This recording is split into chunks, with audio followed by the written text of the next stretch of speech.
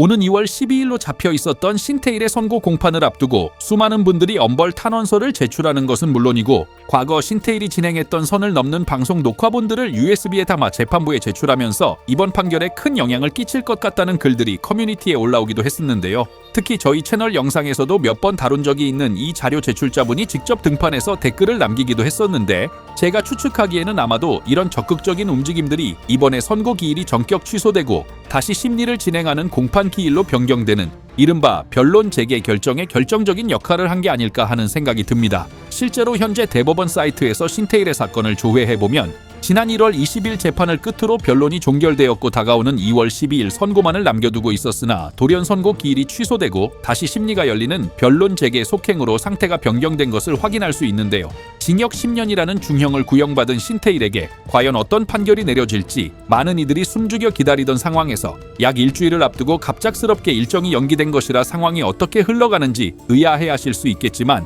이는 신태일 측에서 시간을 끌기 위해 요청했다기보다는 최근 신태일 방송 후원자들이 방조 혐의로 줄줄이 검찰에 송치된 상황과 더불어 앞서 말씀드린 USB 증거 자료들이 재판부에 추가로 제출되면서 사건을 다시 들여다볼 필요성이 생겼기 때문인 것으로 보입니다. 이미 징역 10년을 구형받았고 평소 검찰 구형보다 높은 선고를 내리기로 유명한 판사님이 배정된 상황에서 다시금 변론 종결을 깨고 재판을 속행한다는 것은 그만큼 이번 사건을 더 자세히 들여다보겠다는 의미로 해석될 수 있는데 일각에서는 재판이 길어지는 것을 두고 오히려 신태일에게 유리하게 돌아가는 것 아니냐, 시간을 벌어서 감형받으려는 것 아니냐는 우려 섞인 목소리도 나오고 있는 것이 사실인데요. 하지만 형사 재판에는 검사가 기소할 때 공소장 하나만 제출하고 기타 증거 서류는 제출하지 않는 공소장 일본주의라는 원칙이 있어서 판사님이 결심 공판 전까지는 증거 기록을 자세히 보지 못하는 경우가 많은데 결심 이후 선고를 준비하며 방대한 수사 기록과 추가로 제출된 증거들을 검토하는 과정에서 판사님이 보기에 이번 사건에 대해 더 확인해야 할 의문점이나 명확히 짚고 넘어가야 할 범죄 사실들이 발견되었다고 보는 편이 타당합니다.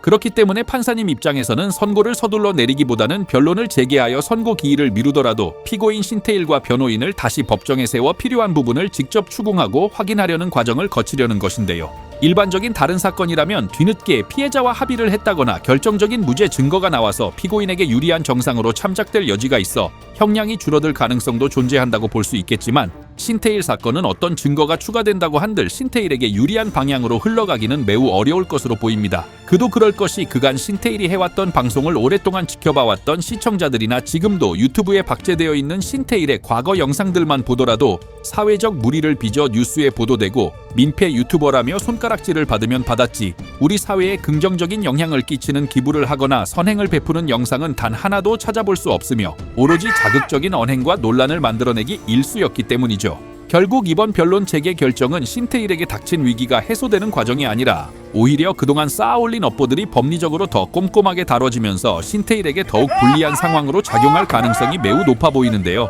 과연 재개된 재판에서 판사님이 신태일에게 어떤 부분을 집중적으로 캐물으실지 그리고 이 과정이 최종 형량에 어떤 영향을 미칠지 지켜봐야 할 것 같으며 새롭게 전해지는 소식이 있다면 빠르게 정리해서 전해드리겠습니다.